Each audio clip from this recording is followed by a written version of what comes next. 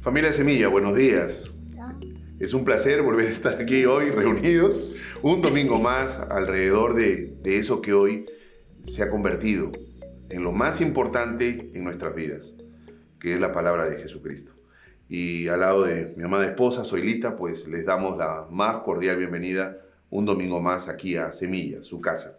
Así es, bienvenidos a nuestra transmisión dominical de Semilla y a seguir repasando todo lo que estamos aprendiendo ahora del libro de Santiago, ¿no? Lo último que hemos visto sobre la lengua, qué importante realmente es bendecir con nuestra lengua, hacer lo que Dios quiere que hagamos y decir lo que Dios quiere que digamos con nuestra boca y no usarla mal, porque realmente pues es una gran responsabilidad que todos tenemos que asumir y mantener, ¿no? Exacto, ¿no? Y Santiago lo dice claramente, ¿no? Es imposible realmente controlar la lengua. Realmente, humanamente es imposible. Pero solo en Cristo podemos lograr de que esa lengua, que al final es un pequeño instrumento, pero que está digitada por lo que hay en tu corazón y lo que hay en tu mente, como dice la palabra, pues si en tu corazón y en tu mente está Jesucristo, pues definitivamente vas a tener una posibilidad de que esa lengua no diga cosas que pueden hacer tal vez sentir mal a otros, ofender, o lo que pasa muchas veces, ¿no? Que es juzgar o involucrarte en cosas a las cuales no has sido invitado. Yo he vivido eso. Exactamente, ¿no? Y a mí me hizo mucho ruido lo del pastor cuando mencionó acerca del chisme, ¿no? porque como mujeres, sobre todo, la mayoría, ¿no? A veces entramos en conversaciones, ¿no? Yo creo, al menos es lo que yo he sentido, que ese hilo es muy delgado, es una línea muy delgada entre una conversación simple y un chisme. Muchas veces podemos, sin querer, entrar en ella porque vamos a hablar de algo con quien de repente no forma parte ni de la solución ni del problema. Entonces ahí ya estamos entrando a un terreno del que debemos cuidarnos mucho, ¿no? Exacto. Y bueno, el primer capítulo de Santiago lo dice claramente, ¿no? Pidámosle sabiduría a Dios, pero pidámosela con fe. Y esa sabiduría justamente tiene que ver con la posibilidad de que refrenemos nuestra lengua y podamos decir lo que Dios quiere que digamos y podamos callar cuando Dios nos invita a callar. Así que en este momento, pues, el Señor no nos invita a callar, sino nos invita a alabar a Jesucristo, a darle la gloria a Él a través de esas hermosas alabanzas que el Señor ha puesto a través de todas estas personas pues que se abocan a poder escuchar la voz de Dios y transformarlo en hermosa música para alabarlo a Él. Así que dispongámonos para alabar. Por supuesto, claro que sí, cantemos. Cantemos, hermanos.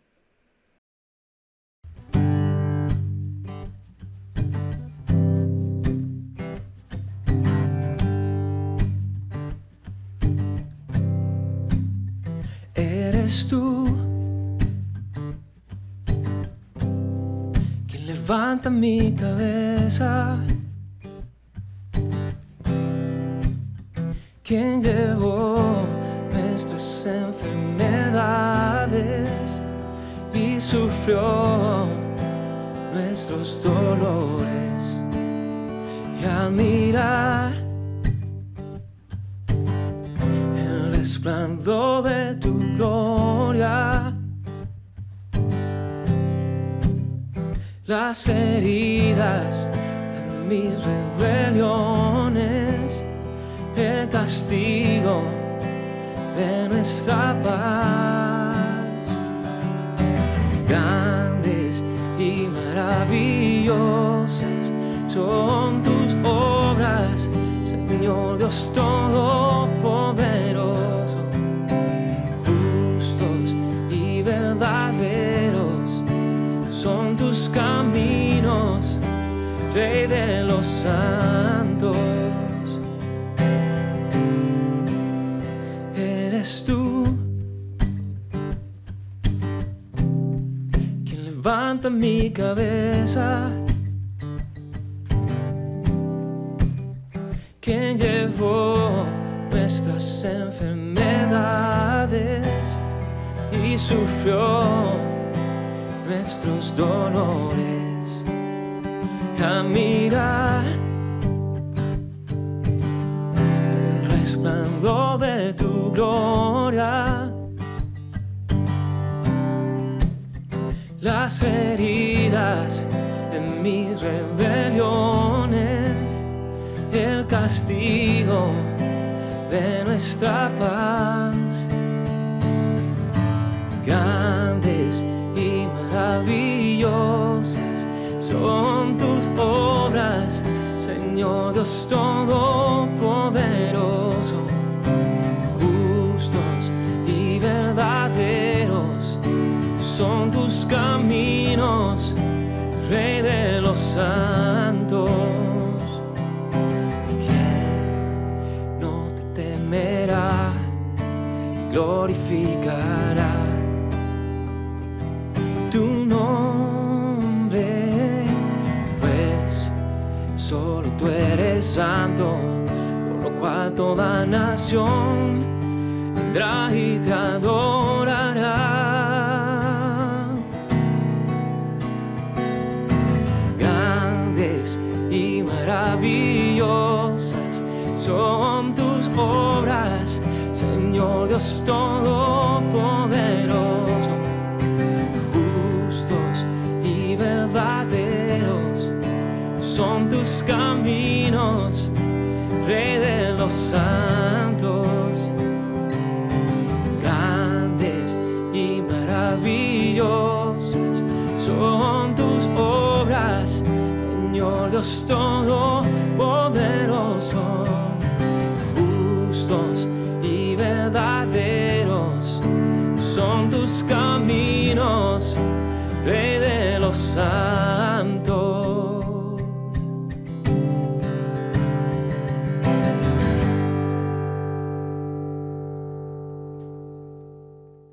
Amado Señor, solo darte gracias, Padre, por mover nuestros corazones y nuestras lenguas, Señor, para alabarte, para glorificar tu nombre a través de estas hermosas canciones, Señor, que nos permites poder, Señor, acercarnos a ti y decirte gracias. Gracias porque sin haber merecimiento en ninguno de nosotros, tú has puesto tu mirada en nuestras vidas. Y Señor amado, solo darte gracias porque sabemos de que tú te places cuando tu pueblo te alaba, cuando tu pueblo te glorifica. Y solo queremos decirte, Señor, que aquí estamos, a pesar de nuestras imperfecciones, a pesar de nuestras luchas, pues totalmente dispuestos a que tú sigas haciendo lo que solo tú puedes hacer en nuestros corazones y en nuestras mentes. Gracias te damos por este hermoso tiempo, Señor. Oramos en el precioso nombre de tu Hijo Jesucristo. Amén. Amén, amén y amén. Bueno, no se olviden de que el primer domingo de cada mes siempre es la reunión en Semilla Tijuana. Así que vayan preparándose, todavía tienen tiempo para pasar la voz a todos los amigos y familiares y así podamos estar juntos ese domingo, ¿sí? Así es, primer domingo de cada mes en Tijuana, ¿no? Y algo que también semana a semana el pastor ha ido inspirándonos y exhortándonos a algunos, es a recordar y memorizar algunos versículos tan hermosos de esta epístola de Santiago. Y bueno, no sé si tú, por ejemplo, a ver, del primer capítulo, el versículo 12, a ver, dale.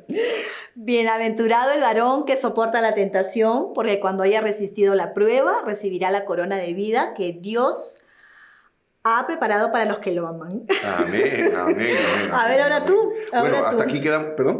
No, el versículo, a ver, el capítulo 2, el versículo 1, A ver, hermanos míos, que vuestra fe en nuestro glorioso Señor Jesucristo sea sin acepción de personas. Qué hermosos versículos. Y bueno, hay muchos más que tenemos que ir aprendiendo, pero la invitación está ahí, porque la verdad, esas son las herramientas que el Señor nos da, con las que el Señor nos va justamente armando, para que cuando salgamos al mundo podamos tener la palabra viva y eficaz a través de nuestras bocas, pero lo más importante, puestas en nuestro corazón y en nuestras mentes. Así que nada, hermanos, ahora dispongámonos para lo más importante, para el tema central. Preparémonos, por favor, lápiz, papel, nuestro cafecito y acomodémonos bien para escuchar la segunda parte, los últimos 5 versículos del capítulo 3 de Santiago. Pues Están muy buenos dispongamos también. nuestro corazón y nuestras mentes, hermanos, y que Dios les regale un hermoso domingo. Bendiciones. Nos vemos. Amén.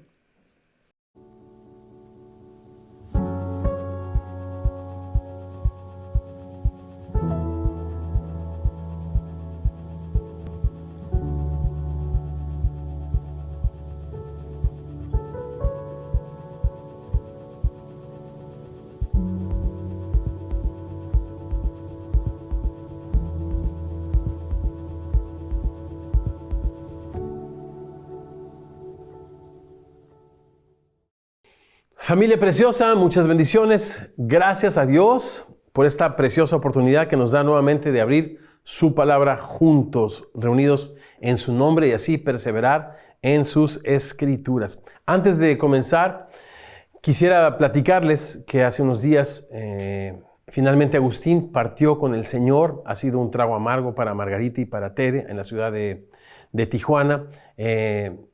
Semilla, la iglesia del Señor les ha abrazado de una manera increíble. La célula del desierto, como ustedes saben, se prepararon hace muchos meses haciendo comidas, trabajando duro para que llegado este momento Margarita pudiera cumplir el deseo de su corazón, que era llevar el cuerpo de Agustín de regreso a Atlisco, Puebla. Les platico que Margarita tiene como identificación una credencial ya vencida o ya expirada, y como ustedes saben, nadie puede viajar con una identificación que no esté vigente. Y bueno, pues Mari desde el desierto vino acá con este dinerito que generosamente la semilla en el desierto había juntado, y acompañó en estas tribulaciones, angustias a Margarita, a Tere. Y bueno, levantándole los ojos, la cabeza y el corazón con el consuelo de Cristo, con la esperanza de nuestro Salvador, también les acompañó Mari y compraron un trajecito azul muy lindo con el cual vistieron a Agustín, con el cual viajó. Estuvo, repito, sus últimos 3 días con Margarita, cumpliéndole todos los deseos que ella tenía para regresar a su tierra con su hijo y que se despidiera así de sus hermanos y demás. También agradecer muchísimo a Semilla en Tijuana, que pues nos ayudaron con toda la logística, las facilidades de la funeraria y muchísimas otras cosas más. El último adiós se le dio con Carlitos Medina ahí dirigiendo la adoración, el pastor Ramón trayendo la palabra. Y bueno, agradecerles a todos por su tremenda generosidad. Para mí es un gusto, una bendición, un privilegio, más de lo que yo puedo expresar, ser parte de esta preciosa familia que, como el domingo pasado en Semilla de Mostaza, México, me tocó enseñar el capítulo 21 de Apocalipsis, donde habla de la Nueva Jerusalén. La Nueva Jerusalén no es un edificio, no es una ciudad, es una comunidad gloriosa que tiene los destellos de la gloria misma de nuestro Salvador y Señor Jesucristo. Y eso lo podemos ver en la actualidad con estos destellos en Semilla de generosidad, de amor, de justicia y de trato digno hacia las personas en necesidad, desamparadas, en situaciones vulnerables. Y bueno, que en todo esto, mis amados hermanos, reciba siempre nuestro Dios la gloria, la honra y el honor. Otra vez, muchísimas gracias a todos por su generosidad, por su contribución. Los que no pudieron estar presentes pudieron hacerse presentes a través también de su generosidad. Muchísimas gracias. Y bueno, está también el código QR ahí en nuestras pantallas. Es allí donde los semillosos, semana a semana, generosamente, alegremente, voluntariamente honramos al Señor con nuestros bienes. También allí hay un fondo de ayuda especial, que es el que usamos muchas veces para contingencias como esta. Y bueno, más planes en relación a esto en las siguientes semanas que se están cocinando, por supuesto. Bien, que reciba nuestro Dios toda la gloria y toda la alabanza en todo y por todo. Santiago capítulo 3, comenzando en el verso 13. ¿Quién es sabio y entendido entre ustedes?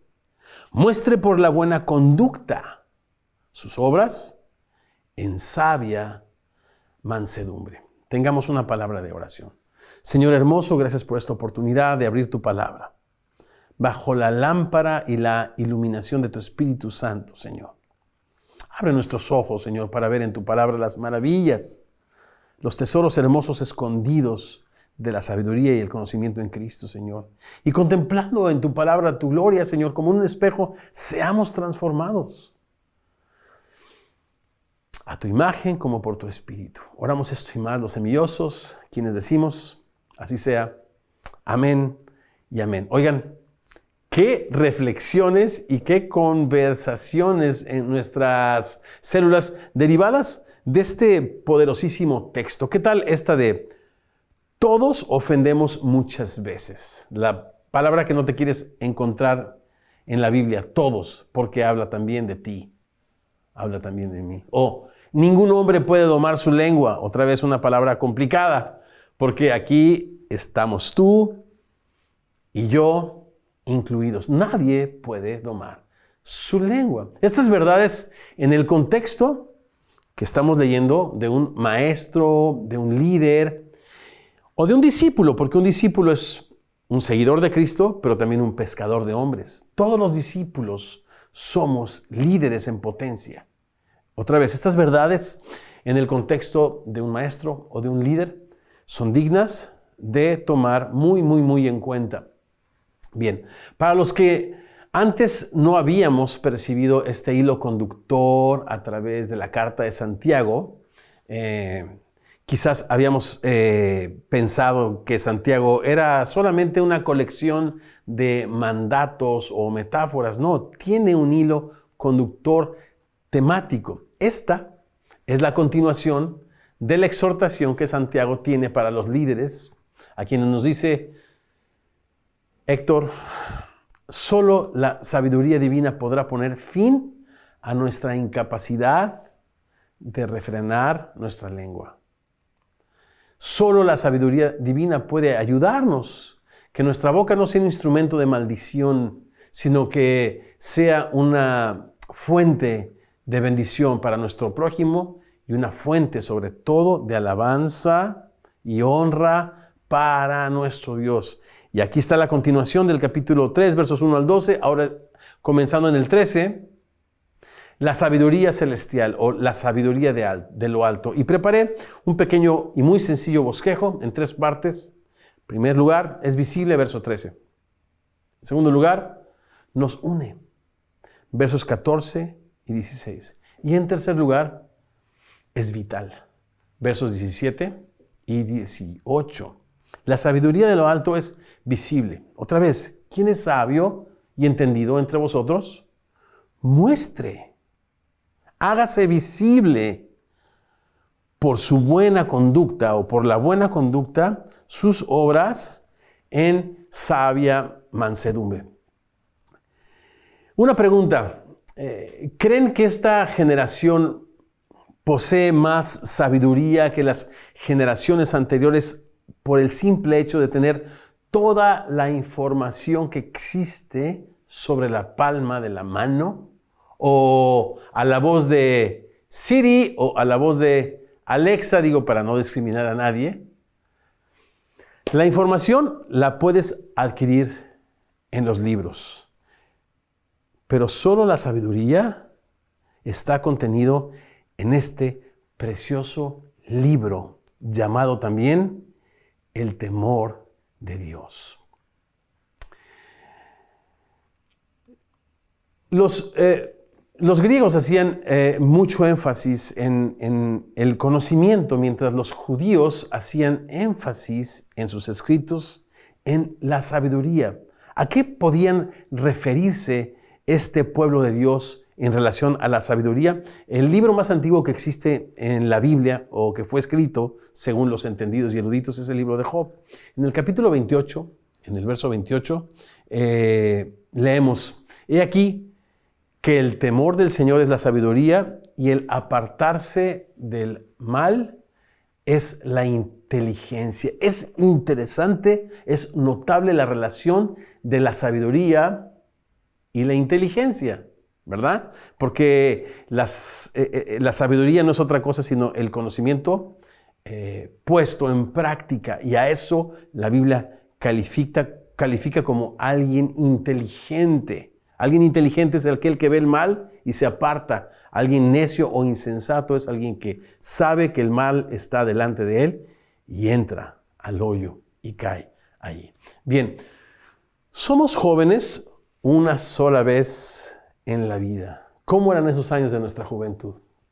Pero pudiéramos ser inmaduros toda nuestra vida, si no aprendemos a poner en práctica, repito, podemos ser inmaduros, adolescentes de 50 años, adolescentes de 60 años, si no aprendemos de una vez por todas a poner en práctica lo que sabemos. ¿Les suena familiar esto? Claro, es el hilo conductor que viene hablando acerca de aquellos que somos llamados a mirar atentamente en la perfecta ley, la de la libertad, no siendo oidores olvidadizos, sino hacedores de la obra. Para Santiago la sabiduría se adquiere, según el capítulo 1, verso 5, si alguno tiene falta de sabiduría, pídala a Dios. Se adquiere en oración mientras se manifiesta cuando tú y yo cultivamos un espíritu de humildad. Muestre la buena conducta por sus obras en sabia mansedumbre. Cuando cultivamos un espíritu de humildad y mansedumbre ante la revelación de la palabra de Dios. Humildad y mansedumbre no es ser una persona muy humilde, sí, hermanito, pues sí, para la gloria de Dios. No. La mansedumbre es fortaleza sujeta al control del Espíritu Santo cuando escuchas la voz de tu amo y Señor hablando a tu vida y dispones tu corazón para poner su palabra por obra. Esto lo podemos ver con claridad en uno de mis salmos favoritos, el Salmo 119, cuyo tema principal es la palabra de Dios. En una de mis secciones favoritas también, en el verso 97, dice: oh, cuánto amo yo tu ley. Todo el día es ella mi meditación. Me has hecho más sabio que mis enemigos con tus mandamientos, porque siempre están conmigo. ¿A qué se refiere? Más que todos mis enseñadores he entendido, porque tus testimonios son mi meditación. Verso 100, más que los viejos he entendido, porque he puesto por obra tus mandamientos. Entonces, otra vez, la sabiduría es la relación que existe entre el conocimiento y la obediencia. Me has hecho más sabio, verso 98, verso 100, porque he guardado tus mandamientos. Bien, la sabiduría de lo alto es visible en aquel que la posee. Por esa razón se dice que la vida de un maestro es la vida de su enseñanza. Un maestro, un pastor, un discípulo impacta muchísimo más por su conducta, sus obras en sabia mansedumbre, que por sus palabras. Es por eso que nuestros hijos, después de un tiempo, ya no nos escuchan, porque nuestros hechos hablan más fuerte que nuestras palabras. La sabiduría de lo alto, en primer lugar, dijimos que se ve. En segundo lugar, la sabiduría de lo alto nos une. Fíjense qué interesante. Vamos a leer estos versos 14 al 16. 14. Pero si ustedes tienen celos amargos y contención, si ustedes tienen celos amargos y autopromoción, eso es lo que significa esta palabra contención, en su corazón, no sean soberbios, no se jacten ni mientan contra la verdad. Me llama la atención esta última parte, mentir con la verdad. El maestro, por definición, tiene un compromiso con la verdad. ¿Cómo es que un maestro, o cómo puede llegar, cómo es que un maestro termina mintiendo contra la verdad? Este texto nos lo dice con claridad. Cuando consiente celos amargos, rivalidad y autopromoción en su corazón. Esto es un espejo de lo que enseñó Pablo en Filipenses 2, cuando nos dice que no hagamos nada por contienda, autopromoción o vanagloria. Antes bien, con mucha humildad, estimando a los que servimos como superiores a nosotros mismos. Y aquí la invitación: hay en ustedes, maestros, pastores, discípulos, el sentir que hubo en Cristo Jesús, que no estimó el ser igual a Dios como cosa que aferrarse, sino que se despojó, no dejando su deidad, sino tomando forma de siervo, hecho semejante a los hombres. Así que este es un espejo. Los celos amargos y la rivalidad son la semilla de la discordia. La sabiduría de lo alto, cuando se cultiva en un espíritu humilde, de amor y de servicio a nuestro Dios, promueve la unidad. Esta actitud en un maestro, líder y padre termina influyendo y determinando la conducta, pues, de toda la comunidad. Yo me he hecho esta pregunta, pero quiero hacértela a ti. ¿Te has preguntado por qué algunas alas del cristianismo, llamadas denominaciones, sabemos que muchas de las iglesias actualmente se dicen, o quizá nos decimos, adenominacionales? Por eso le puse, o le llamo yo, las alas del cristianismo. ¿Te has preguntado por qué muchas de estas alas o expresiones del cristianismo expresan una actitud tremenda de juicio unos contra otros, de arrogancia unos contra otros, y aún sectaria, esto es, seccionando, dividiendo el cuerpo de Cristo? Bueno, según este texto, el motivo es la jactancia, la arrogancia, la autopromoción. Después de algunas décadas de caminar con Cristo y también de algunas décadas de haber sido encomendado directamente por el Señor para cuidar y apacentar a sus ovejas, he desarrollado una hipersensibilidad en contra de estas doctrinas que producen arrogancia en el corazón de las personas.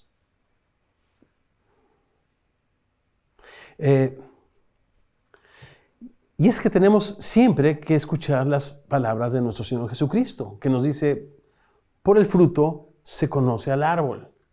Un árbol bueno no puede dar frutos malos y viceversa. Por sus frutos, dice Jesús, los conoceréis. Ten mucho cuidado cuando tú escuches alguna doctrina nueva. Recuerda, si es nueva no es bíblica, y si es bíblica no es nueva. Pero si escuchas alguna cosa que no habías escuchado antes, bueno, Hechos 18, 11, ser más nobles que los discípulos que estaban en Tesalónica, los de Berea, que escudriñaban en la Biblia con toda solicitud cada día, a ver si estas cosas eran así, 1. Pero 2, mira el fruto que estas enseñanzas producen en la gente. Estas cosas que en los 90 fueron muy famosas, y estas doctrinas que estaban saliendo a la luz, como, no sé si la prosperidad o las doctrinas llamadas del Espíritu Santo, etcétera, etcétera, producían tanta división, producían tanto orgullo, tanta autopromoción, que eso no puede venir de la sabiduría de lo alto. Sigamos leyendo y vamos a analizar esas doctrinas. Yo no sé si necesariamente las que mencioné, pero sí las doctrinas que producen lo que el verso 15 y 16 están a punto de alertarnos. Verso 15 dice así. ¿Por qué esta sabiduría? Entre comillas. ¿Por qué esta sabiduría? Porque no es sabiduría. No es la que desciende de lo alto, sino que los 3 enemigos del cristiano poseen esta sabiduría.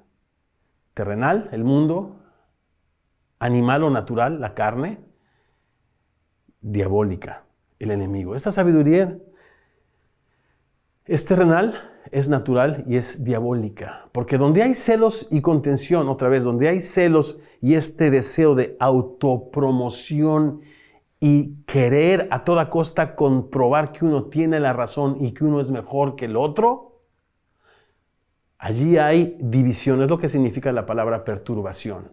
Allí hay confusión, allí hay división y toda obra perversa.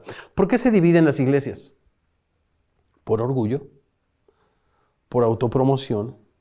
Ah, claro, pero entonces los pastores no podemos decir que tenemos abiertamente estas ambiciones secretas. Tenemos que dorar la píldora, decíamos en mi pueblo.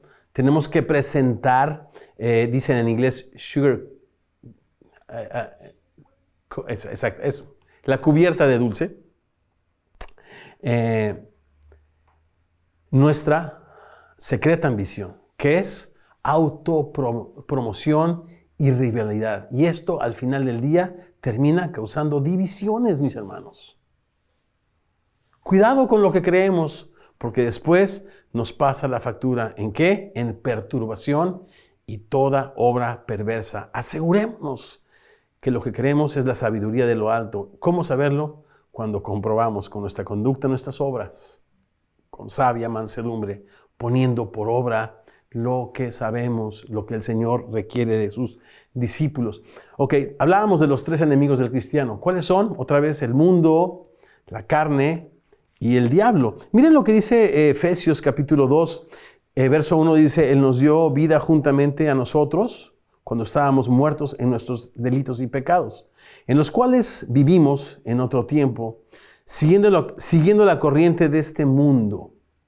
Y en ese sentido la palabra no se refiere a un lugar o a un planeta, sino a un sistema de valores que refleja los valores del príncipe de la potestad del aire. Un sistema, el mundo temporal, aquí y ahora, que no se sujeta, por supuesto, a las sanas palabras de nuestro Señor Jesucristo, el mundo, un sistema. Después el príncipe de la potestad del aire, el espíritu que ahora opera en los hijos de desobediencia. Y en tercer lugar, entre los cuales nosotros todos vivimos en otro tiempo, en los deseos de nuestra carne, haciendo la voluntad de la carne y de los pensamientos, etc. Entonces, esta sabiduría de la que muchas personas, déjame ser un poco más preciso, esta sabiduría de la que cualquier persona sin Cristo y sin temor de Dios echa mano, cualquier persona. Porque acuérdate que la Biblia no habla de buenos y de malos. Y yo no quiero aquí darme mis baños de pureza.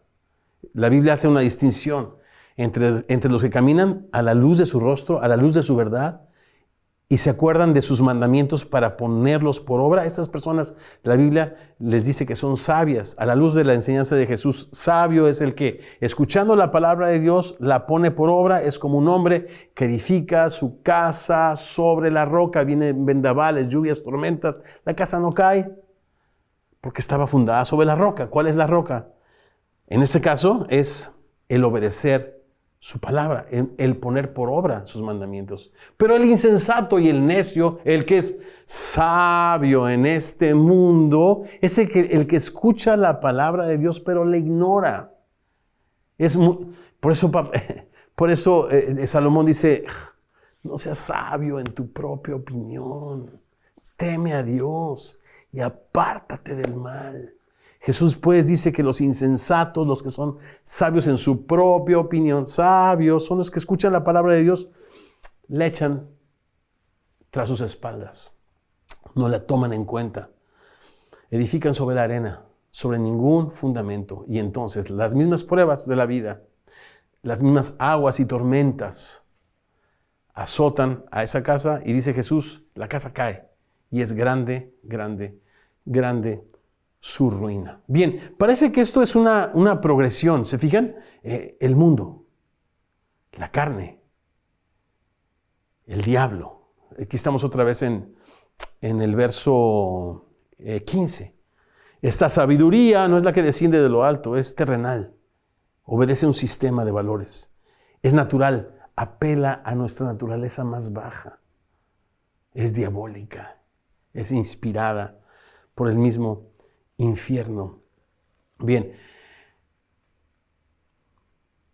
en contraste con la sabiduría divina, ¿qué es lo que dice Primera de Corintios el apóstol Pablo a esta comunidad en Corinto?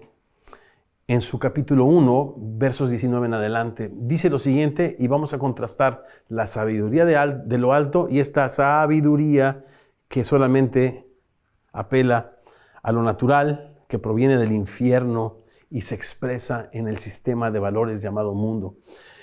Escrito está, destruiré la sabiduría de los sabios y desecharé el entendimiento de los entendidos. O sea, Dios está en contra de estos 3 niveles de sabiduría. ¿Cómo? Pregunta el Señor, ¿dónde está el sabio? ¿Dónde está el escriba? ¿Dónde está el disputador, el que se autopromueve en este siglo?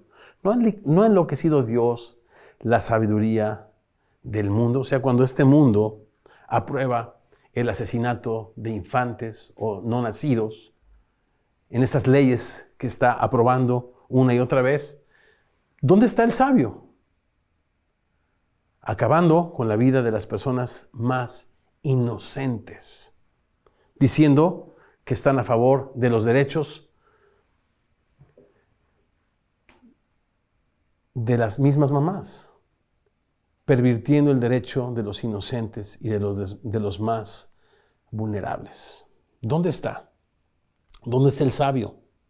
Verso 21. Ya que en la sabiduría de Dios el mundo no ha conocido a Dios, mediante la sabiduría agradó a Dios salvar a los creyentes por la locura de la predicación, porque los judíos piden señales, los griegos buscan sabiduría, entre comillas. Ya vimos los 3 niveles de la sabiduría humana, pero nosotros predicamos a Cristo crucificado.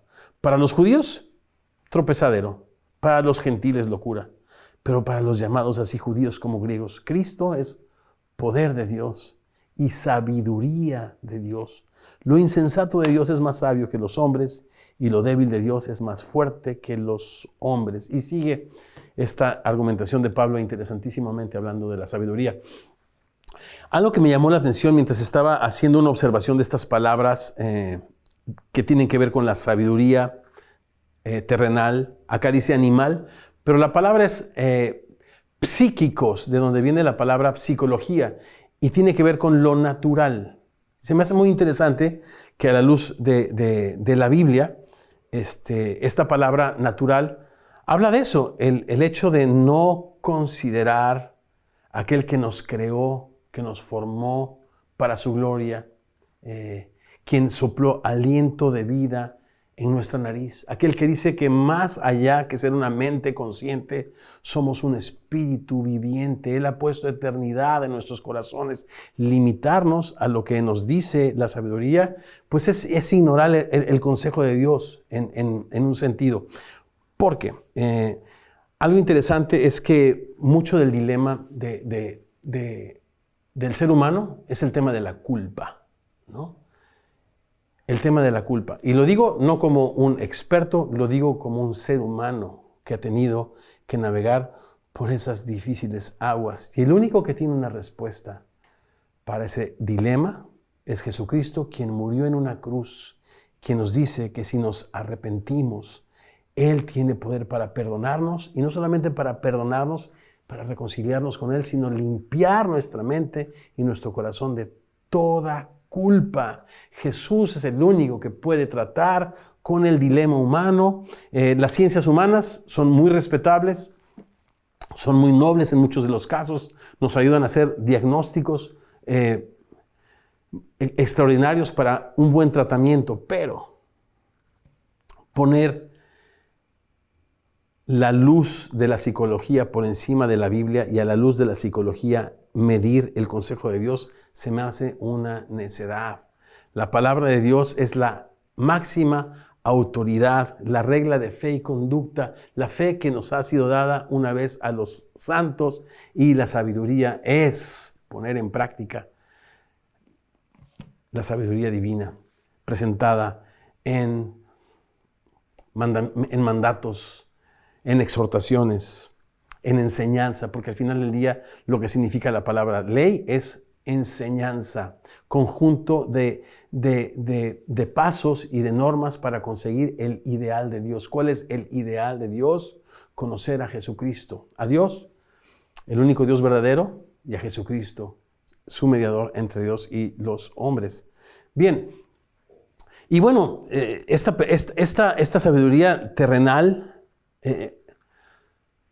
natural y diabólica, ¿qué es lo que produce? Veamos el verso 16. Donde hay celos y autopromoción, allí hay división, confusión y toda obra perversa. Bien. Sigamos leyendo y vamos al último punto. No solamente la sabiduría de lo alto es visible en la conducta de los que la poseen, no solamente es llamada a unirnos, porque donde hay celos amargos y condición y rivalidad, confusión, contención. Allí hay divisiones, es lo que significa perturbación. Luego entonces, la sabiduría de lo alto produce verdadera unidad, porque nosotros somos llamados a modelar la sabiduría de Dios, a modelar el temor de Dios y ver así, en primer lugar, por los intereses de nuestro prójimo antes que nosotros mismos. Para el ser humano, esto es una locura, porque el ser humano te dice, ámate a ti mismo, no puedes amar a alguien más. Pero yo creo, en mi caso, te lo digo otra vez como un mortal que batalla todos los días con su naturaleza, mi gran problema es que me amo demasiado, que pongo demasiado los ojos en mí. Pero Dios me dice, tú amarás a Dios con todo tu corazón y a tu prójimo como a ti mismo si consideras mis caminos, mis mandatos, mis leyes en tu corazón. Y ¿sabes qué? Yo me he atrevido a caminar por ese camino y le pido a Dios que me dé la fortaleza para terminar mis días como una persona sabia, que le teme y que vive en armonía con sus mandatos y con sus enseñanzas y con sus ideales. Bien, la sabiduría que es de lo alto, ¿cómo es? Vamos a definirla porque estamos ahorita todavía, ya definimos un poco el texto, lo que es la sabiduría del mundo natural y diabólica, pero entonces, Héctor, ¿cuál es la sabiduría de lo alto? Miren estos versos con los que vamos a terminar, 17 y 18. Abróchense los cinturones. La sabiduría que es de lo alto, primeramente, pura, número 1. Después, pacífica, 2. 3, amable. 4, benigna. 5, llena de misericordia. 6, de buenos frutos. 7, sin incertidumbre ni hipocresía. El fruto de justicia se siembra en paz para aquellos que hacen la paz. Es interesante, la sabiduría de lo alto, celestial, divina, de arriba, revelará siempre a Jesús, porque dice Colosenses 2:3 que en Jesús están escondidos todos los tesoros de la sabiduría y del conocimiento. Conté estos aspectos de la sabiduría de lo alto porque son 7 y me atreví, yo no digo que así sea, pero yo me atreví a considerar que el 7 es un número que habla de plenitud en la mente de los judíos. Y si aquí hay 7, cuando hablamos de plenitud, hablamos de totalidad, no de perfección, de totalidad o de plenitud. Y mi pregunta es, ¿estos atributos de la sabiduría de lo alto no reflejarán esta sabiduría que está escondida en Cristo? En otras palabras, ¿no hablan cada uno de estos atributos de un aspecto del carácter precioso del Cordero de Dios, nuestro Señor y Salvador? Puro. ¿Qué dice el libro de Hebreos? Que Jesús es más puro, es más sublime que los cielos, tentado en todo, pero sin pecado. Es pacífica, ¿verdad que sí? ¿Y quién es llamado el príncipe de paz? Jesús. Es amable. En otras palabras, busca el deseo y el bienestar del prójimo. Jesús vino a buscar y salvar lo que se había perdido. 4, es benigna. No paga mal por mal. No ha hecho con nosotros conforme merecían nuestros pecados, sino como la altura de los cielos, engrandeció su misericordia sobre los que le temen. Así es de que aquí están 2, ¿no? Llena de misericordia, llena de clemente y de buenos frutos. En sexto lugar, esto de buenos frutos, y nos dice la Biblia que el fruto del Espíritu es amor, gozo, paz, paciencia, benignidad, bondad, fe, mansedumbre, dominio propio, templanza. Y al final dice, sin incertidumbre ni hipocresía. Ya Santiago nos ha hablado del doble ánimo de los que quieren agradar al mundo y quieren agradar a Dios, se quieren agradar a sí mismos y quieren agradar al Señor. Jesús es la verdad. Jesús es el camino, Jesús es la verdad. Y entonces la sabiduría de lo alto es sin hipocresía, sin doblez, sin doble ánimo. Y acá me hace pensar en algo. Nos convertimos todos en aquello que adoramos. Cuando tú adoras al dinero, te conviertes en un avaro. Cuando tú adoras en el sexo, te conviertes en una persona lasciva. Cuando tú adoras a Jesucristo, te conviertes más como Él. Y el principio es esta. Entre más cerca estás de algo, más te conviertes en aquello de lo que está cerca. Por eso nosotros, en nuestra definición de visión y misión, somos una comunidad multigeneracional apasionada por seguir a Jesucristo. Nos equipamos en la palabra. ¿Qué significa eso? Te lo voy a traducir. Queremos estar cerca de Jesús. Queremos ser cada día más como Él, porque portamos la esperanza, el Evangelio, para este mundo. Entonces la pregunta es, ¿en qué te has convertido en los últimos días, en los últimos tiempos, en los últimos meses? Bueno, pues has estado cerca de aquello en lo que te estás convirtiendo. ¿No quisieras acercarte al Señor y ser cada día más como Él? Otra vez, porque la sabiduría que es de lo alto es una expresión de la naturaleza y del carácter mismo del Cordero de Dios, de Jesús. Te lo repito otra vez. Puro. Él es pacífico, Él es amable, Él es benigno, Él es misericordioso. Él es la vid verdadera, llena de buenos frutos. Él es la verdad, sin incertidumbre ni hipocresía. Y así es aquel que dice que le conoce. Por eso el llamado, mis hermanos, a perseverar en Él. En Semilla no tenemos muchas actividades, no hacemos eventos, hacemos discípulos. Y los discípulos aprendemos a escuchar su voz y a seguir su consejo, el consejo de la palabra de Dios. Bien, el último verso dice, el fruto de justicia se siembra en paz para aquellos que hacen la paz. Y esto tiene que ver con el concepto de shalom para los hebreos. Y el concepto de shalom es un concepto que tiene que ver con plenitud, que tiene que ver con libertad, que tiene que ver con seguridad, o los intereses propios de una comunidad que crece en el conocimiento y en la gracia de su Señor y Salvador, Jesucristo. Y en ese sentido, pensando en este fruto, el fruto de justicia necesita ser cultivado en un clima de paz, unidad y armonía. No puede crecer en un clima de orgullo y de autopromoción. Otra vez, el fruto de justicia que Dios quiere producir en su iglesia no crece en un ambiente de orgullo y autopromoción. Crece en un clima de paz, donde el príncipe de paz derrama su amor en nuestros corazones, su verdad en nuestras mentes, y Él es el vínculo perfecto entre nosotros, y donde el que dice que le conoce, anda, vive, y así enseña como Él caminó y como Él vivió. Bien, esta es una buena oportunidad si por primera vez escuchas algún tema de la Biblia, si por primera vez te topas con las enseñanzas de Jesucristo. Algo que no he mencionado y que es enfático en la Biblia es que Dios te ama. Dios no está enojado contigo, quien quiera que seas, cualquier cosa que hayas hecho, Dios te ama. Y Dios te ama tanto que envió a Jesucristo al mundo a morir en una cruz. ¿Por qué murió Jesucristo? Bueno, pues porque la Biblia dice que todos tenemos una deuda para con Él, que todos hemos pecado, todos nos hemos apartado, todos le hemos dado la espalda, nos hemos independizado de nuestro Creador, y eso significa separación o muerte. Pero el regalo de Dios es vida eterna en Cristo Jesús.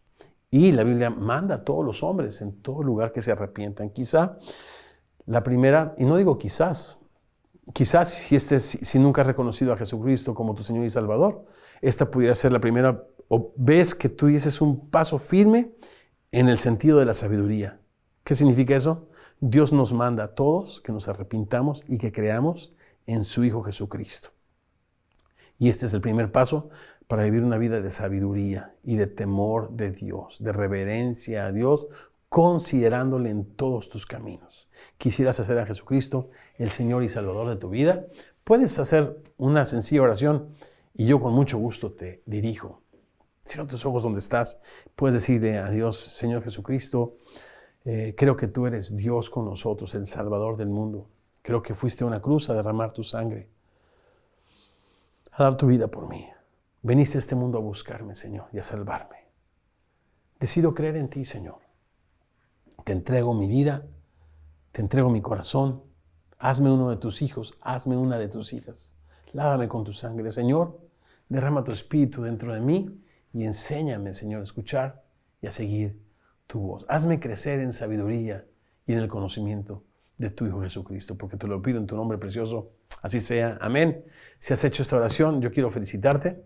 Y número 2, si estás en el contexto de una célula o fuiste invitado por alguien de Semilla, coméntale que hoy hiciste esta oración y él o ella te va a ayudar en los primeros pasos. Te va a obsequiar una Biblia, te va a decir dónde la puedes descargar y te va a ayudar a leerla. La va a leer contigo y te va a ayudar a que te conectes a alguna de nuestras clases de fundamentos de la fe. Familia, ¿les parece que recordemos al Señor? La noche que Cristo fue entregado, Él tomó pan y Él, habiendo dado gracias, lo partió y dijo y nos dice en este momento: tomad, comed. Este es mi cuerpo que por ustedes es partido. Hagan esto en memoria de mí. Señor, creemos que en aquella cruz, Señor, sufriste nuestros dolores, Señor. Que el castigo de nuestra paz fue sobre ti y por tu llaga en esa cruz fuimos curados. Agradecemos tanto, Dios, por haber cargado en Cristo el pecado de todos nosotros. Cordero de Dios, agradecemos que hayas dado tu vida por nosotros. Ayúdanos a vivir como es digno de aquellas personas que hemos sido, Señor, compradas por un alto precio. Tomemos juntos el pan. Y después de haber cenado, el Señor dijo: esta es la copa del nuevo pacto en mi sangre. Hagan esto todas las veces que la beban en memoria de mí. De manera que cada que comemos este pan y bebemos esta copa, la muerte del Señor, anunciamos, damos a conocer hasta que Él regrese. Tomemos juntos la copa.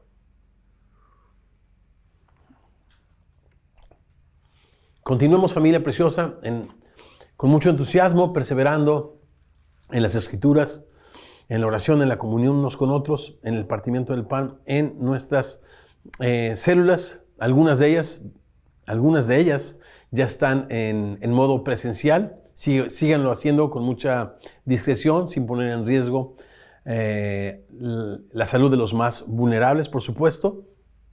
Y bien, continuamos pues nuestra comunión preciosa en Cristo Jesús. Muchas bendiciones. Hasta pronto.